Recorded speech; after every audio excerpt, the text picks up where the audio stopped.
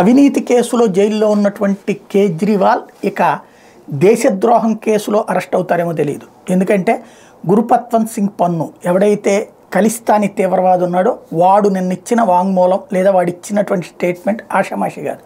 వాడిని టెర్రరిస్ట్గానే మనం గుర్తించాం.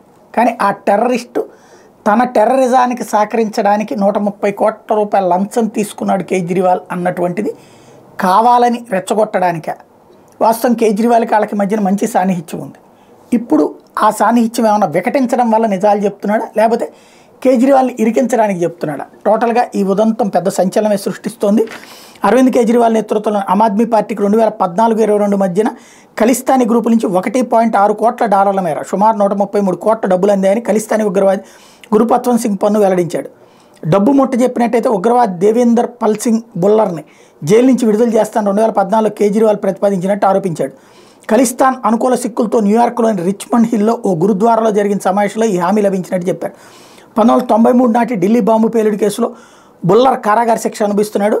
ఆప్ నేత కేజ్రీవాల్పై ఆరోపణలతో పన్ను రూపొందించిన వీడియో సోమవారం సోషల్ మీడియాలో వైరల్ అయింది. గతంలోని కేజ్రీవాల్పై పన్ను ఇట్లాంటి ఆరోపణ చేసిన నేపథ్యంలో ఇది కేజ్రీవాల్కి ఖలిస్తానీలకి సంబంధం లేదని చెప్పేందుకోసం ఇట్లాంటి స్టేట్మెంట్ ఇచ్చాడా, లేకపోతే వికటించడం వల్ల ఇచ్చాడా అన్నది తేలాల్సి ఉంది.